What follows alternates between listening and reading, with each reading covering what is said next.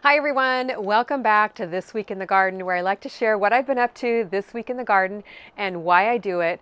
And hopefully these videos also provide you with some inspiration and encouragement to get out in your gardens too. Well, we got a lot done on the container garden this week. Hopefully you guys were able to see the container garden video that we posted over the weekend. One of the things I'm the most excited about this summer is using the tree branch trellises and the twine. I was able to get a support made for the little tiny Tim tomato here on the top of my strawberry crate tower. A lot of you asked, what's on top of your strawberry crate tower? Well, that's what it is. It's a tiny Tim tomato, and I'm really loving the tree branch trellises. So easy to make. You just wrap the twine around the tree branches. I got tree branches from my own backyard, and it's just so much fun to make good use out of a free resource, and I love the rustic look too. So let me know if you're doing that in your backyard. A lot of you have said you're really enjoying the tree branch twine look. One reason why I've been making the tree branch trellises, not only do I love the rustic natural look, but it's absolutely free because I'm using tree branches in my own backyard.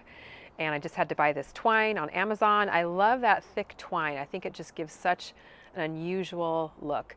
So make yourself some free tree branch trellises and let me know what you're up to as far as that goes too. Now, we've been trying to get Mac to eat some tiny Tim tomatoes. He hasn't cooperated too much. He's not a big vegetable eater. Look at him. I don't think he's too happy with me right now. But we have been pulling out some beautiful harvests from the container garden. Lots more tiny Tim tomatoes are coming on here, so make sure you stay tuned for more harvest videos. And we were able to pull out some amazing blackberries. Hopefully you were able to catch that video. What a harvest that was. The blackberries are right over the rail here, and there's lots more coming on. We've been eating them just about every morning over our Greek yogurt. If you watched that video, you saw how easy that is to make too. So let's head on down to the main garden and I'll show you the progress that I'm making on the red and yellow splash of purple planter. I want to encourage you, get out in your garden every single day. Even if you just pick one job to do, you'll feel encouraged, inspired, and so glad that you accomplished something, and you'll enjoy the beauty all around you. If you've been following my This Week in the Garden videos, you know that I've been redoing this entire garden bed this year, and there's Mac up there standing guard. So I was able to get quite a bit accomplished on it in the past couple of weeks. So let's go in closer and I'll show you what I've gotten done. I'm pretty excited about it. One of the biggest things I got accomplished was installing this tomato cage. Now I'm really enjoying this tomato cage. Gardener's Supply sent it to me. It's called the Titan Tomato Cage. It's really easy to snap together and it provides a lot of airflow for the tomatoes. And this Sweet 100 tomato is gonna need it because there are a ton of tomatoes coming on. Sweet 100s come on in trusses. So there you can see is a little truss there, some almost ready to pick. As you move up the tomato plant, there's a lot more trusses and a lot more coming on towards the top. So the Titan Tomato Cage has lots of great airflow, which if you've ever grown tomatoes, you know that they're really prone to disease. So I'm really enjoying that. The cool thing too about this cage that I really like is that it snaps together really easily and you can even move these supports up and down if you need to as the tomato grows. So I thought that was pretty cool too. And I was also able to get some tree branch twine supports made for the jalapeno peppers. If you saw my Instagram post yesterday, you saw these beautiful jalapenos and I had some great suggestions on what to make with them. One of my favorites is poppers. I also love them in fresh pico de gallo, and one of my favorite suggestions was to chop it up and put it in guacamole, which I definitely plan on doing very, very soon. So I was able to also get some flowers planted here in the little other red planters, popped in some Lilliput zinnias, planted some more zinnia seeds, and I'm really focusing, as you guys know, if you've been watching my videos, on planting a late summer garden. So I planted some more cucumbers in here. So if you have a couple of months of warm weather left in your growing season, you can definitely plant some fast growing vegetables like cucumbers, beans, and squash. These cucumbers will climb up this trellis and really provide me with a fresh new wave of vegetables late in the summer. So grab my late summer garden seed collection, and your assignment for this week is to get your late summer garden planted. Now, also something I'm very excited about, but also brand new to growing artichokes. So I was able to get a couple of my artichoke plants transplanted from the veggie pod over to the red planters here. Got one right there. and one in the red planter right next to it. Now my plan for the artichokes is to let one flower because the bees absolutely love the flowers, and then to grow one for the artichokes themselves. But I am brand new to growing artichokes, so if any of you have any tips or have grown them in Southern California, please let me know. I would love to hear what you have to say about that. Lots of questions lately about how the grapevine is doing, and my grapes, thank goodness, are still here.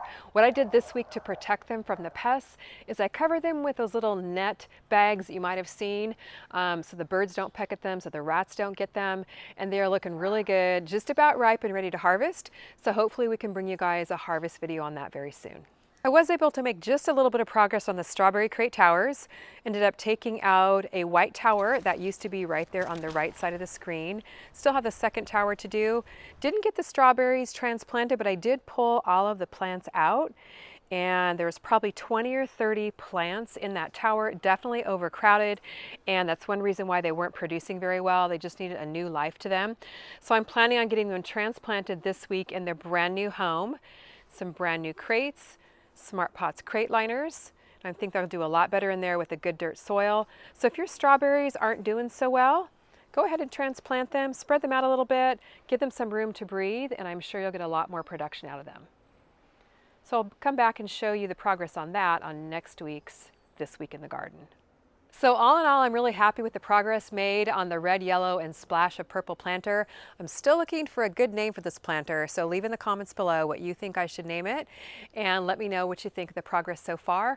And also let me know what garden projects you're working on, because I want to hear what you're doing this week in your garden too.